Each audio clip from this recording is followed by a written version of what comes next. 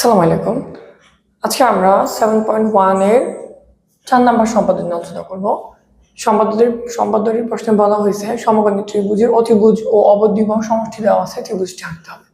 তাহলে আমরা সর্বপ্রথম যে তথ্যগুলো প্রশ্নে দেওয়া আছে আমরা সেই তথ্যগুলো এঁকে নিব। আমরা প্রথমে ত্রিভুজের একটা অতিভুজ নিয়ে নিব।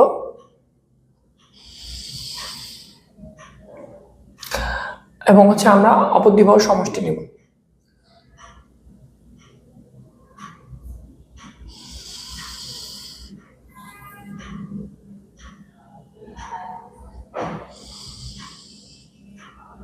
আচ্ছা, তো প্রথমে আমরা যখন একটা রশ্মি নিব, রশ্মি থেকে আমরা সমষ্টি সমানক্রমে কেটে নিব।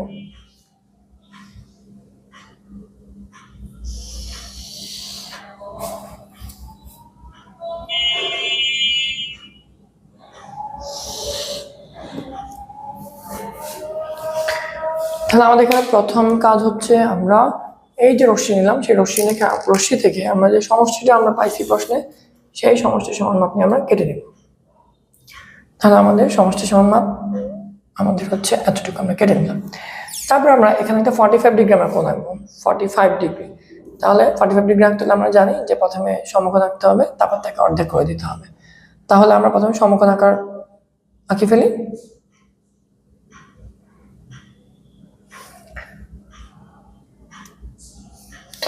হয়ে গেল আমাদের সমকোণ।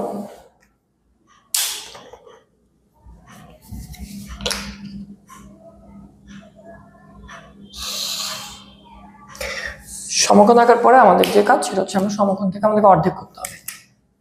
অর্ধেক করলে আমরা 45 ডিগ্রি পেয়ে যাবো। তাহলে আমরা সমকোণটাকে অর্ধেক করার জন্য আমরা কি করলাম, যে এখানে এই যে মাপটা, এই মাপটুকুর অর্ধেকের চেয়ে বেশি মাপ নিয়ে বেশি ব্যাসার্ধ নিয়ে আমরা দুটো বৃত্তচাপ আঁকছি কোণের অভ্যন্তরে।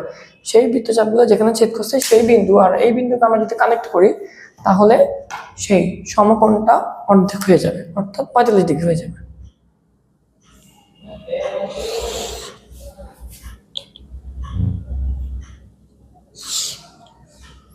আচ্ছা, এতটুকু আঁকার পরে এরপর আমরা চলে যাবো আমাদের যে অতিভুজ, আমরা সেই অতিভুজের কাছে চলে যাবো। আমরা অতিভুজের মাপ নেব। অতিভুজের মাপ নেওয়ার পর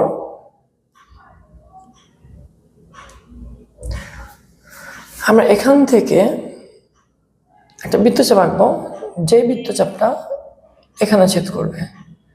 তাহলে আমরা এখান থেকে অতিভুজের মাপ নিয়ে একটা বৃত্তচাপ আঁকছি, যে বৃত্তচাপটা এই বাহুটাকে দুইটা বিন্দুতে ছেদ করছে। এরপর আমাদের করণীয় কি? এরপর আমাদের করণীয় হচ্ছে আমরা এই পয়েন্টগুলো থেকে এইটার উপর দুটো লম্ব আঁকবো এই বাহুটার উপরে।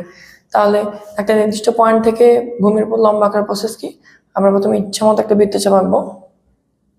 তারপর সেই বৃত্তচাপগুলার আমার এই বাহুটাকে যে দুই পয়েন্টে ছেদ করছে সেখান থেকে আমরা এতটুকুর অর্ধেকের চেয়ে বেশি মাপ নিয়ে আমরা নিচের দিকে দুইটা বৃত্তচাপ আঁকবো।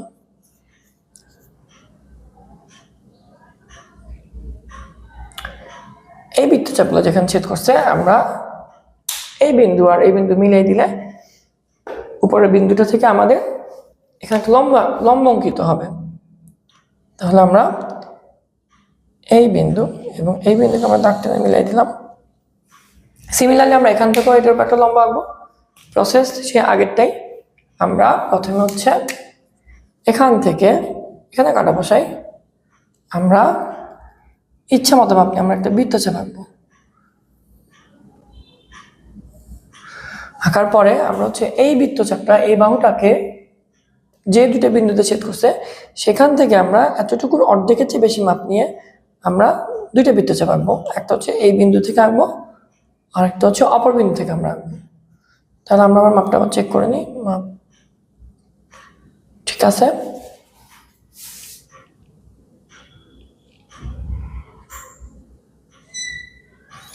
তাহলে এই বৃত্তচাপদ্বয় পরস্পরকে যেখানে ছেদ করছে আমরা উপরের যে বিন্দু সেই বিন্দু থেকে আমরা এটাকে যুক্ত করে দিব।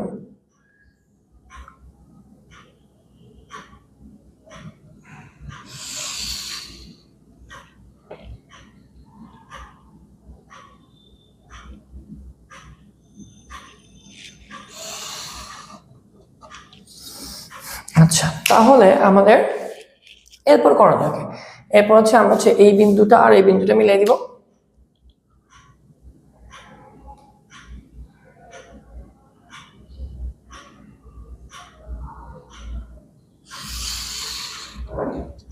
এবং হচ্ছে আমরা এই বিন্দুটা আর এই বিন্দুটা মিলিয়ে দেব।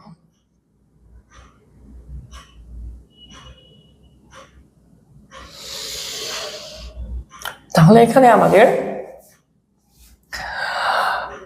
এই যে এটা, এই জায়গাটুকু, এটা এবং এই যে এটা, এই দুটো হচ্ছে আমাদের সে কাঙ্ক্ষিত ত্রিভুজ। আমরা ছেলেদের নাম এভাবে দিতে পারি, এটাকে আমরা এ, এটাকে এ প্রাইম দিতে পারি, এটা আমাদের হচ্ছে বি হতে পারে, এটাকে আমরা সি এবং এটাকে আমরা সি প্রাইম দিতে পারি। তাহলে আমাদের এ বি সি এবং এ প্রাইম বি সি প্রাইম এই দুটো হচ্ছে আমাদের সেই উদ্দিষ্ট ত্রিভুজ, সেই উদ্দিষ্ট সমকোণী ত্রিভুজ যেটা আমাদেরকে আঁকতে বলা হয়েছে। তাহলে আমরা যদি আরো একবার একটু বলি, প্রথমে হচ্ছে আমরা প্রশ্নে যে তথ্যগুলো দেওয়া ছিল আমরা সেগুলো আঁকছি। একটা হচ্ছে অতিভুজ এবং দ্বিবাহু সমষ্টি, তারপর আমরা একটা রশ্মি আঁকছি, সেই রশ্মি থেকে আমরা হচ্ছে দ্বিবাহু সমষ্টি সমান করে আমরা একটা মাপ নিছি। দেন তারপর আমরা কি করলাম, তারপর আমরা হচ্ছে যে এই রশ্মির এই বিন্দুতে আমরা একটা সমকোণ আঁকছি। সমকোণ আঁকার পর ওটাকে আমরা অর্ধেক করে আমরা 45 ডিগ্রি কোণ আঁকছি। সমকোণ আঁকার পর আমরা এটাকে অর্ধেক করলাম, অর্ধেক করলে 45 ডিগ্রি হলো। পরবর্তীতে আমরা এখান থেকে অতিভুজের মাপ নিয়ে আমরা এখান থেকে একটা বৃত্তচাপ আঁকছি। সেই বৃত্তচাপটা হচ্ছে আমার এই যে বাহুটা, এই বাহুটাকে দুইটা পয়েন্টে ছেদ করছে, এ এবং এ প্রাইম এবং এ পয়েন্টে।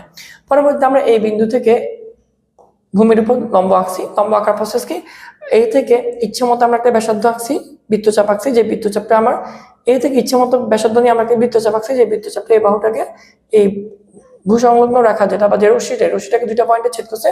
পরবর্তীতে আমরা এই পয়েন্টগুলো থেকে অর্ধেকের চেয়ে বেশি মাপ নিয়ে একটা বৃত্তচাপ এখান থেকে আঁকছি, একটা বৃত্তচাপ এখান থেকে আঁকছি। পরে এই পয়েন্ট বৃত্তচাপগুলো যেখানে ছেদ করছে সেই ছেদবিন্দু এবং আমরা এই বিন্দুটাকে আমরা কানেক্ট করে দিছি।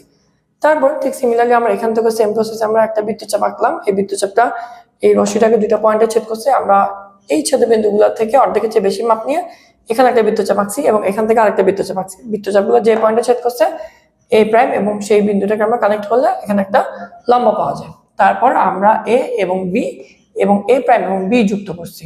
তাহলে আমাদের এ বি সি এবং এ প্রাইম বি এবং সি প্রাইম হচ্ছে আমাদের সেই উদ্দিষ্ট ত্রিভুজ।